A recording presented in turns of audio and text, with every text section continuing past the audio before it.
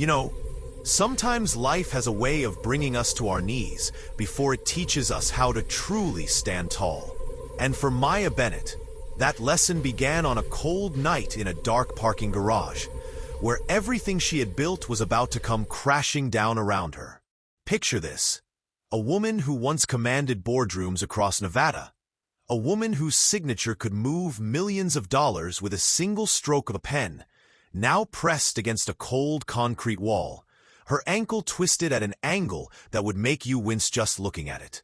Maya Bennett, 38 years old, CEO of the state's largest technology company, was running for her life. "Please," she begged, her voice echoing off the walls of that dark garage. "Please don't hurt me. I can't walk." The man approaching her didn't care. His expensive shoes clicked against the wet pavement, each step deliberate, threatening. "You should have signed the papers when you had the chance," he growled. "Now it's too late to negotiate." Maya clutched her laptop tighter to her chest. Inside that silver rectangle was 5 years of her life. 5 years of evidence that would prove everything. Her own business partners, the men she had trusted, had been slowly, methodically stealing her company right from under her nose. And they just found out that she knew. But here's where the story gets beautiful, friends. Here's where we see that sometimes the most extraordinary help comes from the most ordinary places. Carlos Rivera was just trying to get his daughter home from school. That's all. His mechanic's uniform was still covered in oil stains from a long day of fixing engines that barely kept his small repair shop afloat. His hands were rough and calloused from years of hard work. And in his arms, he carried 6-year-old Emma, tired from her day at school, her backpack bouncing against his shoulder. "Daddy," Emma whispered, her small voice cutting through the evening air. "Is that lady hurt?" Carlos heard the screams then.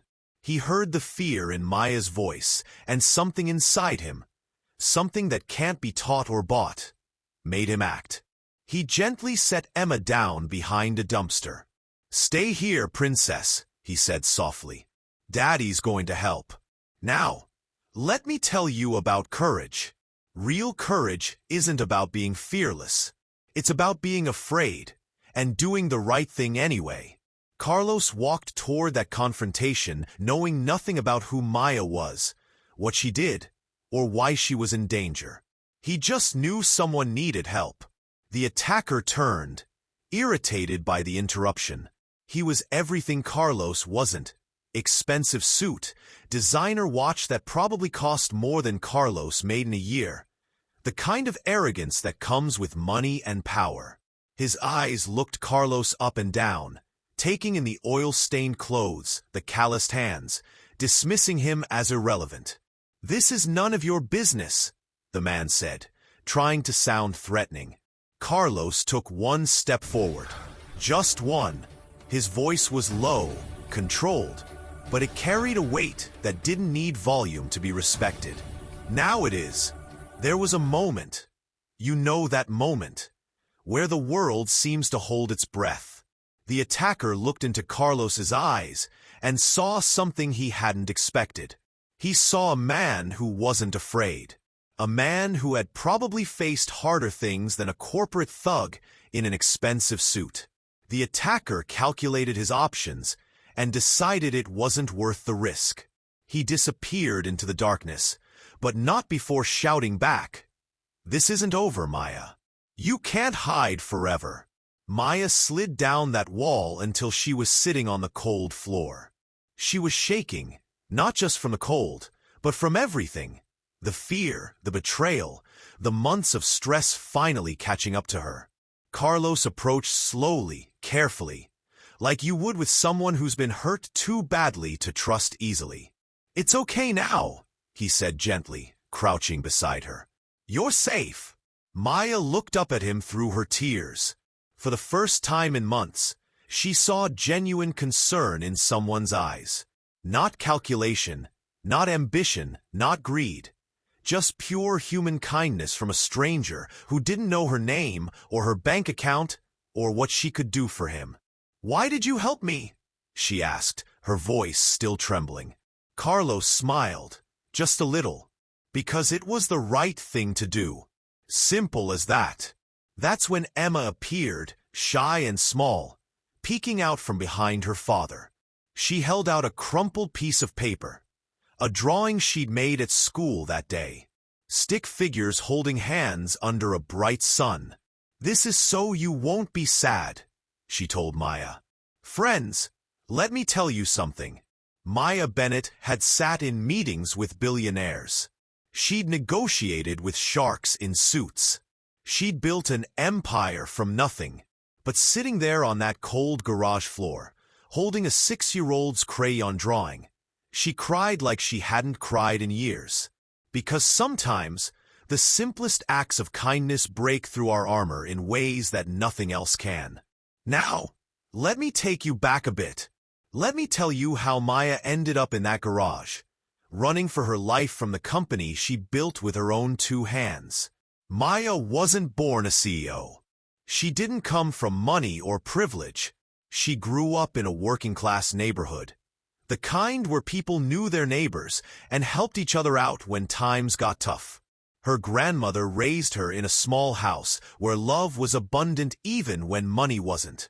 At 33 years old, Maya had an idea, a brilliant idea.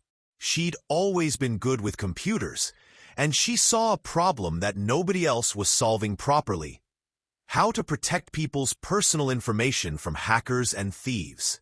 She developed revolutionary cybersecurity software in her grandmother's spare room, working late into the night on a second-hand laptop with an internet connection that dropped every 5 minutes.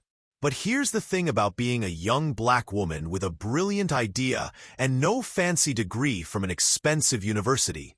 Nobody takes you seriously. Maya knocked on every door. She pitched to every bank, every venture capital firm, every investor she could find. And do you know what they all said? "Interesting, but we're going to pass." That's when Robert Sullivan and David Chun found her. They were everything the business world respected. White men with Harvard MBAs, connections to all the right people, family, money to back them up. They came to her with smiles and handshakes and promises that sounded like dreams coming true. "Maya," Robert said, extending his hand, "you have the talent. We have the contacts. Together, we can build something incredible." The deal seemed fair. She would keep 51% of the company as founder and CEO. They would each get 24.5%, providing the initial capital and all those important connections that had been closed to her. Maya read the contracts, or at least she thought she did. She didn't see the microscopic clauses buried in the legal language. She didn't see the trap being set. For 4 years, everything was perfect. Bennett Digital Systems grew faster than anyone could have imagined. The software was revolutionary. Companies lined up to buy it. The profits skyrocketed. Maya became the youngest African-American female CEO in Nevada's tech sector.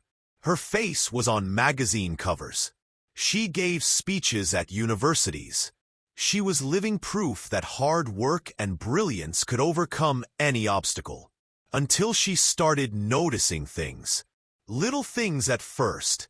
Transactions that didn't quite make sense. Consulting fees paid to companies that didn't seem to exist. Money flowing to offshore accounts. Maya had built the company's entire financial system, and she knew every line of code. When she started digging deeper, what she found made her blood run cold. Robert and David had been stealing from her for years. Shell companies registered in their relatives' names. Fake consulting fees. Tax evasion. Money laundering. They had created an entire criminal enterprise hidden inside the legitimate business she had built. And the contracts she had signed? Those vague clauses about operational instability? They had been planning from day one to eventually take everything from her. Maya spent weeks secretly copying evidence. Every email, every transaction, every phone call. She was meticulous, careful, building a case that would be undeniable. But somehow, they found out that she knew. And that's when they decided she had to go. Not just fired, eliminated completely. That night in the garage, Maya had been fleeing the office with the last pieces of evidence she needed. They had sent someone to stop her. And they would have succeeded, if not for a mechanic with a good heart and a little girl with a crayon drawing. 3 days later, Maya found herself living in Carlos's modest 2-bedroom apartment on the outskirts of town. It was so different from her penthouse with its city views and marble countertops. Carlos's place had worn furniture and a kitchen barely big enough for 2 people. But it had something her penthouse never had. It felt like home. Emma was absolutely fascinated.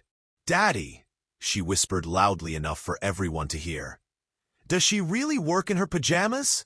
Maya, sitting on the old sofa with her laptop, smiled for the first time in days. "Sometimes, sweetie, sometimes." Carlos moved around the small kitchen, preparing dinner. Maya watched him. This man who had opened his home to a complete stranger, who asked for nothing in return, who treated her not like a CEO or a millionaire or a business asset, but just like a person who needed help. "Can I ask you something personal?" Maya said, closing her laptop. Carlos stopped stirring the pasta and turned around. "Sure. Why didn't you turn me in to the police that night? I could have been a criminal. I could have been dangerous." Carlos smiled, that gentle smile she was learning to recognize. "Because I know the difference between someone running from something unfair and someone running from something they did wrong." "How can you be sure?" Maya asked. "Personal experience," he said, turning back to the stove. "I've been on the side of people who get beaten down when they don't deserve it." It was the first glimpse Maya got into who Carlos really was. Not just a kind man, but someone who understood struggle in ways she was only beginning to comprehend. That's when Carlos's phone rang. His expression changed instantly. "What do you mean they're here?" Maya's blood went cold. Through the window, she saw 2 black luxury cars pulling up to the building. Robert Sullivan stepped out of the first one, adjusting his expensive suit, looking at Carlos's building like it was beneath him. "Sophia, go to your room and close the door," Carlos said, his voice calm but firm. Emma obeyed immediately. "They found me," Maya whispered. "How?" "Does it matter?" Carlos asked. The intercom buzzed. Robert's arrogant voice filled the apartment. "Maya, we know you're there. Let's settle this like civilized people." Maya looked at Carlos. In his eyes, she saw a question. "What do you want to do?" And in that moment, something changed in Maya. The fear that had been controlling her for days suddenly transformed into something else. Something cold.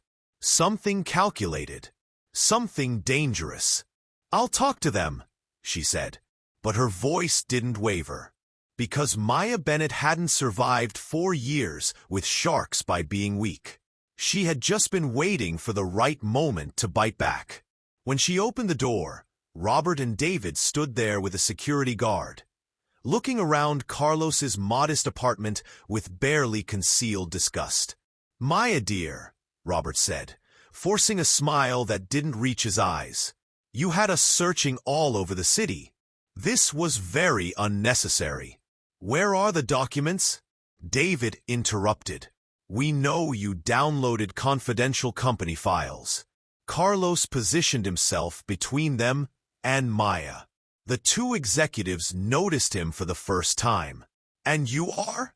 Robert asked, looking Carlos up and down like he was examining trash.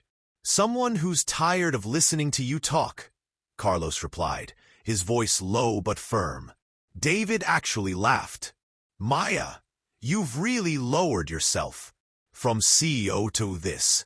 He gestured at Carlos dismissively. That's when Maya's eyes changed.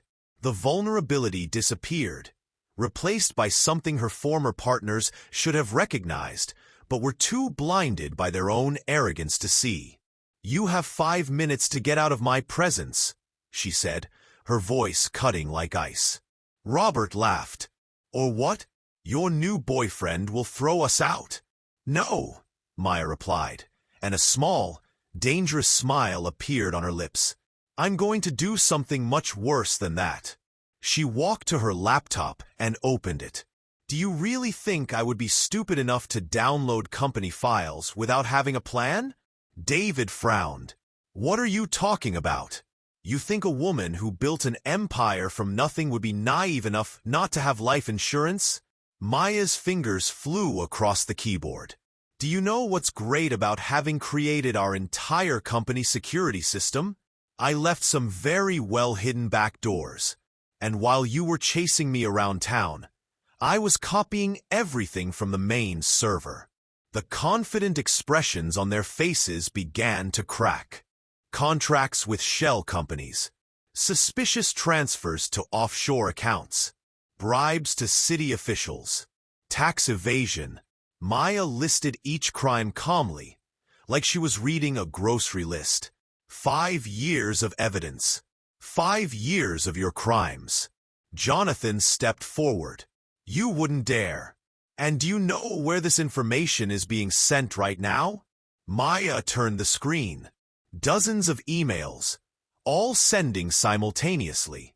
The IRS, the district attorney's office, 3 different newspapers.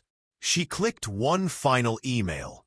"And my personal favorite, Robert's ex-wife, who'll be very interested to know where her child support payments actually went." Robert turned white as a sheet. "Maya, if you destroy the company, you destroy yourself too."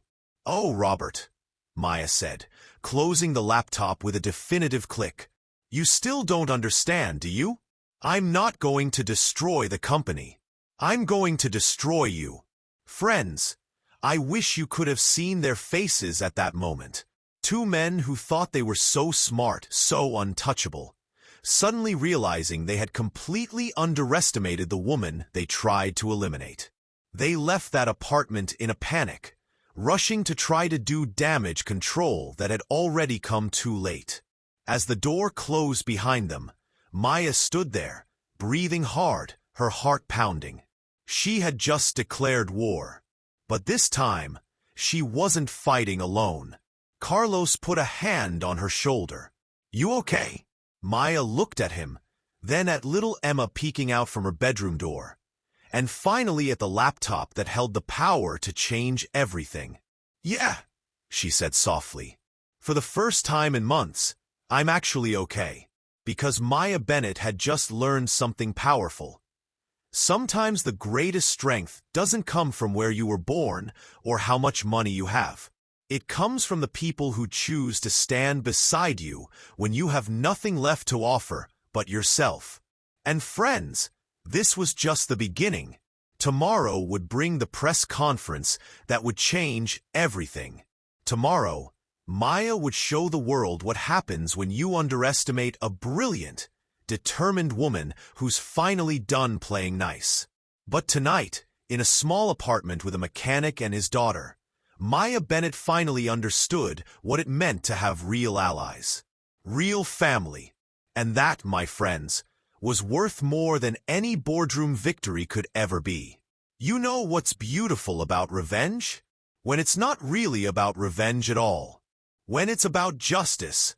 When it's about showing the world that intelligence and dignity will always triumph over arrogance and greed. And Maya Bennett was about to teach that lesson in the most spectacular way possible. 3 o'clock in the morning. That's when Carlos found Maya still awake, still working, her laptop screen casting a blue glow across her determined face. The apartment was silent except for the soft clicking of keys and the distant hum of the city outside. "You should sleep," Carlos said gently, setting a cup of tea beside her. Maya looked up, her eyes tired but blazing with purpose. I can't. Not yet. They think they've won, Carlos. They think I'm just some angry woman lashing out. They have no idea what's coming. Emma appeared in the doorway, rubbing her eyes.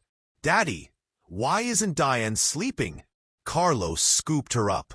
Because sometimes, princess, when someone tries to steal something very important from you, you have to work harder than they do to get it back. But it was more than that, friends. So much more. Maya wasn't just trying to get her company back. She was orchestrating something beautiful. The complete and total destruction of everything Robert and David had built with stolen money. And she had advantages they never saw coming. See, Maya knew every line of code in that company system, every security flaw, every backdoor, every single suspicious transaction that auditors had somehow missed for 5 years. She had created that entire infrastructure, and she knew exactly how to use it against them. The first sign that her plan was working came Wednesday morning. Carlos was making breakfast when the building's intercom buzzed frantically. Then again, then continuously, like someone was leaning on the button. Diane! Peter's voice crackled through the speaker, desperate and raw. You need to stop this now. You don't understand what you're doing. Carlos went downstairs and found David in the lobby. The man looked nothing like the arrogant executive who'd sneered at Carlos's apartment just days before. His expensive suit was wrinkled. Dark circles hung under his eyes like bruises. His hands were shaking. Where is she? David demanded. I need to talk to her. She's not here. Carlos lied calmly. You don't understand. David ran his hands through his hair, and Carlos could see the panic in his eyes. She hacked into the company's system last night. She transferred $2.3 million from our corporate accounts to charitable organizations. That's money that wasn't hers. Carlos crossed his arms. Money that wasn't hers? Or money that wasn't yours? David's face flushed red. Listen here, you. Be careful what you say next, Carlos interrupted, his voice low but carrying weight. Because I'm pretty sure there are security cameras in this lobby recording every word. 3 floors above. Maya was finishing a video call that would change everything. On her laptop screen sat Amanda Richardson, a former federal prosecutor who had become one of the most feared lawyers in corporate fraud cases across the country. Maya, Amanda said, looking through the documents Maya had sent. In my 20 years of prosecuting white-collar crime, I have rarely seen evidence this organized and detailed. They didn't just steal from you. They created an entire money laundering operation involving at least 12 shell companies. Is it enough to destroy them completely? Maya asked. Amanda laughed. Not a happy sound, but the laugh of someone who knew they held a winning hand. Honey, this is enough to send them to prison for the next 15 years. But I imagine you want something more. Creative. Maya's eyes went cold. I want them to lose everything. House, cars, reputation, friends, family. I want them to feel exactly what they tried to do to me, multiplied by 10. I can work with that, Amanda replied. But it will take time and perfect coordination. They can't suspect we're coming until it's too late. That's when Emma burst into the room, carrying another drawing. Maya, I drew you as a superhero. The picture showed a black woman with a flowing cape, flying over tall buildings. At the top, in Emma's crooked handwriting, super strong. Maya felt tears sting her eyes. Emma, that's beautiful. Daddy said you're fighting bad men who tried to steal your castle. Emma explained seriously. So I drew you flying to get it back. Amanda, still on the video call, smiled. Looks like you have more than one ally in this fight. That afternoon, while Carlos took Emma to the park, Maya received a message that made her smile for the first time in weeks. It was from Marcus Thompson, the CTO of one of Silicon Valley's largest tech companies and her ex-boyfriend from college. "I saw the news about Bennett Digital," the message read. "I know you wouldn't do anything wrong. If you need anything, and I mean anything, call me." Maya typed back, "Marcus, remember that financial tracking system we developed in college? I need an updated version, and I need it to be completely invisible." The reply came in seconds. "When do you need it?" "Yesterday.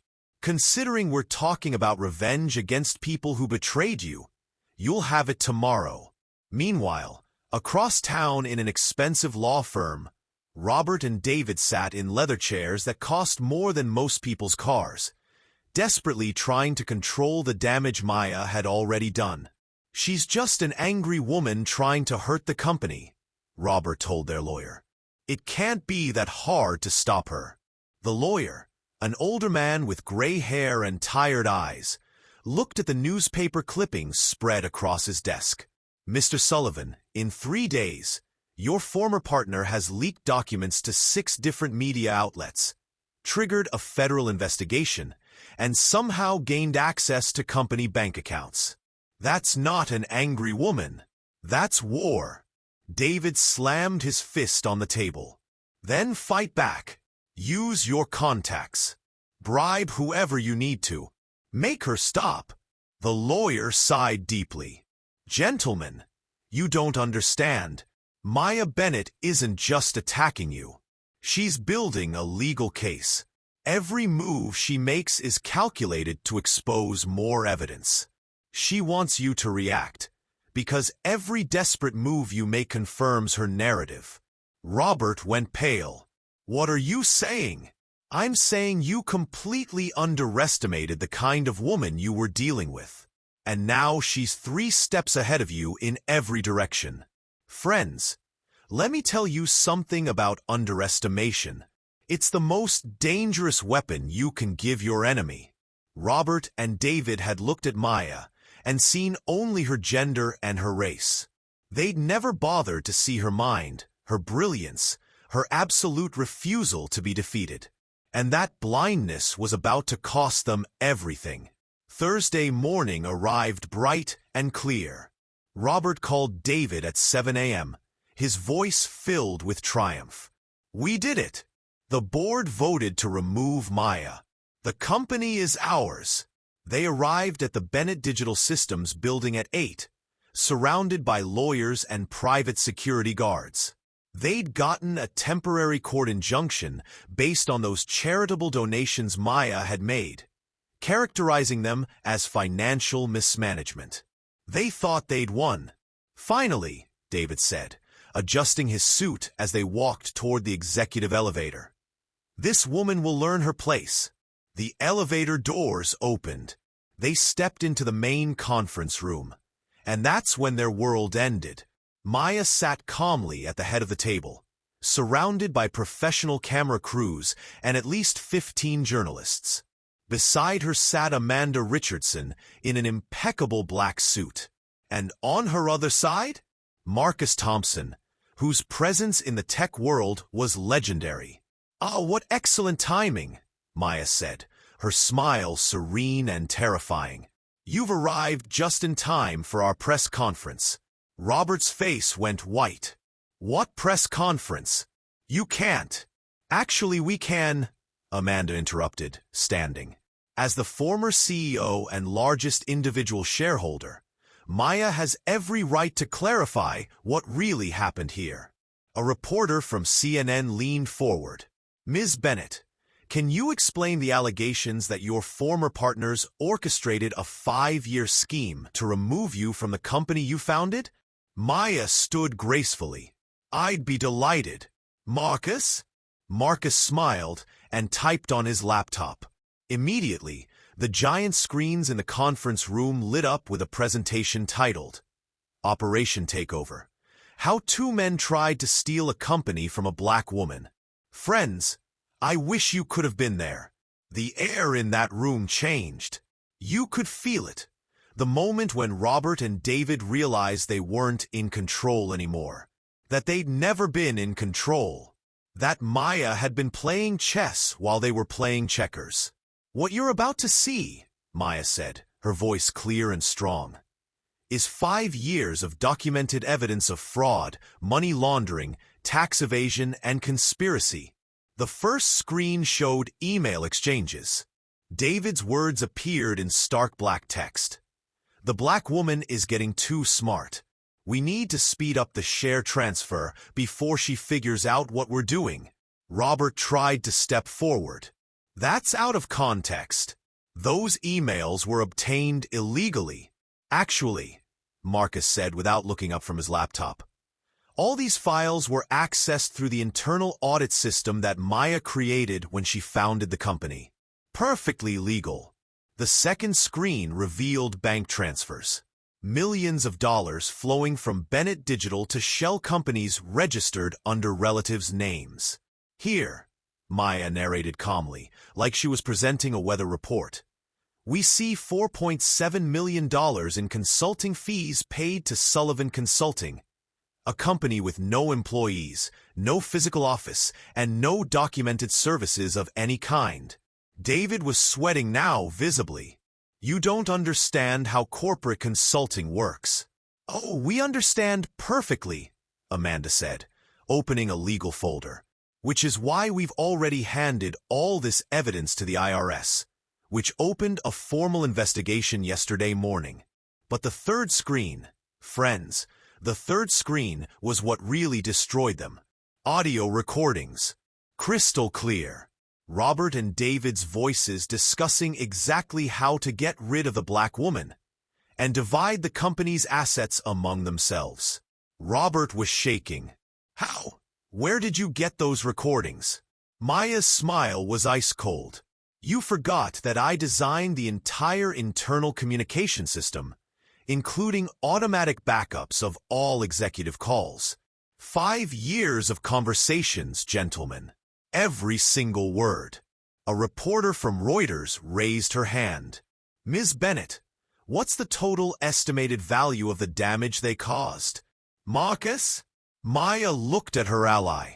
"Based on our forensic analysis," Marcus said, "direct losses amount to $12.3 million.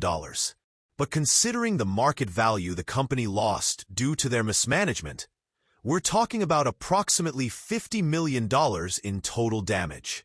A Forbes journalist stood up. "What will happen to the company now?" Maya took a deep breath. This was the moment she'd been waiting for.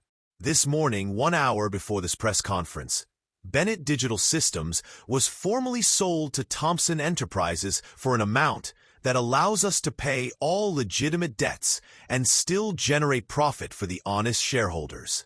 Robert exploded. "You can't sell the company. We have rights." "Actually," Amanda said, holding up an official document, "you lost all your rights the moment the FBI seized your bank accounts at 6 o'clock this morning. Money laundering is a federal crime, gentlemen." David collapsed into a chair. His face had gone gray. "FBI? How?" Maya tilted her head, like she was explaining something simple to a child. "Oh, you didn't know? That $2.3 million you claimed I stole? It was marked money. Every cent you embezzled over the last 5 years has been traced directly to your personal accounts. Marcus developed a tracking system that made it impossible for you to hide any transactions." The room fell completely silent except for the click and whir of cameras capturing every moment of 2 men's complete destruction. "As of this moment," Maya said, her voice carrying across the room to every reporter, every camera, every person who would share this story, Robert Sullivan and David Chun are not just former executives of Bennett Digital. They are subjects of federal investigation, facing 15 to 20 years in prison for multiple financial crimes. A security guard approached the 2 men. "Gentlemen, I'm going to have to ask you to leave the building. You're no longer welcome here." As Robert and David were escorted out, visibly shaking, knowing their lives were over, that everything they'd stolen was being ripped away. Maya remained calm and dignified. She stood there like a queen, not because she destroyed them, but because she'd survived them. This story, she told the reporters, isn't about revenge. It's about justice. It's about showing that when you underestimate an intelligent, determined black woman, you might discover that she's much stronger than you ever imagined. The press conference ended. The journalists rushed out to file their stories, and Maya stood there in the empty conference room, finally allowing herself to feel the weight of what she'd accomplished. Amanda put a hand on her shoulder. "You did it. We did it," Maya corrected. Marcus packed up his laptop. "What are you going to do now?" Maya looked out the window at the city she'd almost lost. "I'm going to build something better. Something they could never take from me." 6 months passed like a dream. Maya sat in her new office, not as a CEO of a tech company, but as founder of the Bennett Foundation, the largest organization supporting black entrepreneurs in the country. The office had panoramic windows overlooking the city, but Maya barely noticed the view. She was too busy reading applications from brilliant people with amazing ideas who just needed someone to believe in them. A knock on the door. Carlos walked in, carrying Emma, who held yet another drawing. "Surprise!" Emma shouted. "I drew you as president." Maya laughed, kissing the little girl's forehead. Emma had become her daughter in every way that mattered. "Maybe one day, sweetheart. How are they doing?" Carlos asked quietly, knowing Maya would understand who he meant. Maya's expression didn't change. Robert lost his house in the divorce when his wife found out about the embezzled money. Last I heard, he's living in a studio apartment in the suburbs. David's working as a used car salesman. When he can find work, that is. His criminal record makes him virtually unemployable. They called again? Yesterday, begging for a second chance, saying they'd learned their lesson.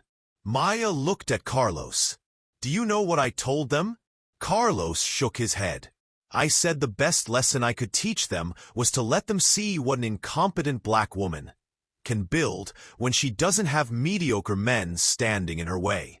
The Bennett Foundation had already helped 200 black entrepreneurs realize their dreams. Young people with brilliant ideas who'd been turned away by banks, by investors, by everyone who'd looked at them and seen only their skin color or their lack of connections. Maya gave them what Robert and David had pretended to give her: real support, real mentorship, real investment with no hidden clauses or secret agendas. Her office was visited by senators now, CEOs of Fortune 500 companies, young entrepreneurs who saw her as proof that the system could be beaten.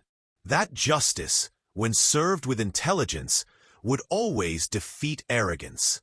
Carlos pulled her close. "You know what my favorite part of this whole story is?" "What?" "When you realize that your real family wasn't the people who shared your profits.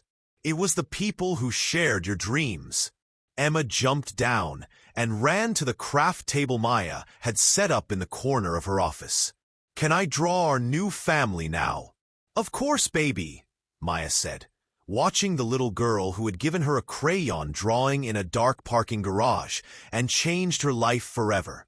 "Friends, here's what I want you to understand. Robert and David thought they were stealing a company. They thought they were eliminating a competitor. They thought they were putting someone in her place.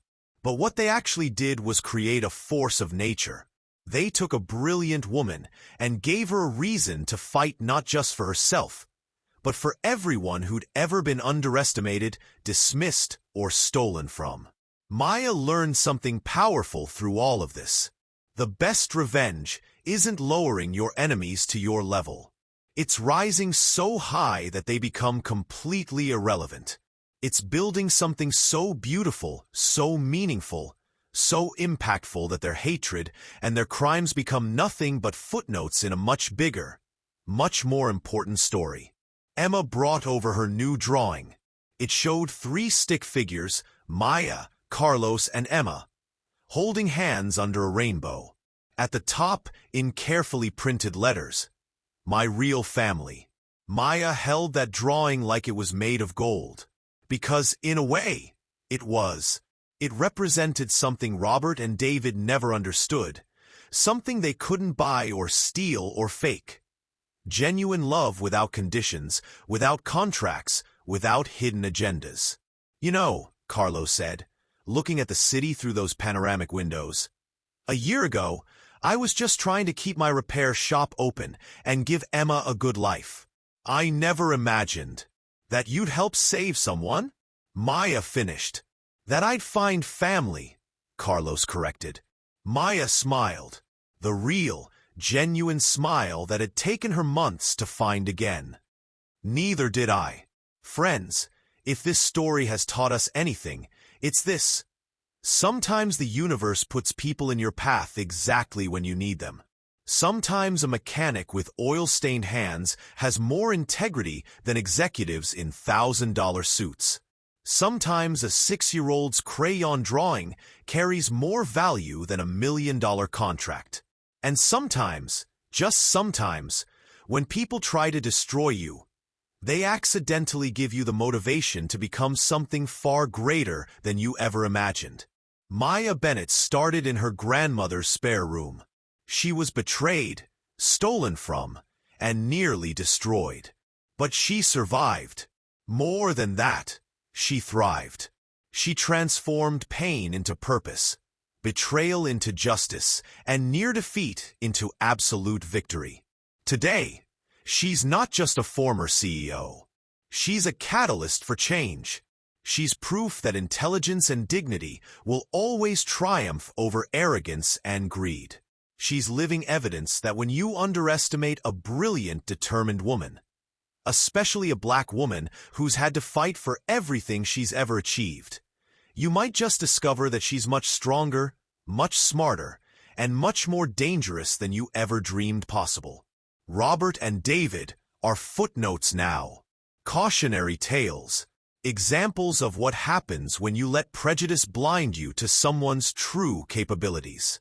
But Maya is a legacy, a foundation that will help thousands of dreamers achieve what she almost lost.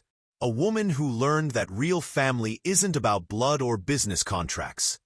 It's about who stands beside you when you have nothing left to offer but yourself. As Emma colored at her craft table, as Carlos held Maya close, as the sun set over a city that had almost watched her fall, Maya Bennett finally understood the truth. The greatest victories aren't about destroying your enemies. They're about building something so beautiful that your enemy's hatred becomes irrelevant. They're about rising so high that the people who tried to pull you down become invisible in the distance below. And friends, if you take nothing else from this story, remember this. Never underestimate someone just because they're different from you. Never assume that someone's worth is measured by their degree or their connections or their skin color. Because sometimes, the person you dismiss is exactly the person who will teach you the most expensive lesson of your life. Maya Bennett taught that lesson perfectly. And somewhere in prison, serving 15 years for fraud and embezzlement, Robert and David have plenty of time to learn it. Justice, when served with intelligence and dignity, always wins in the end. Always.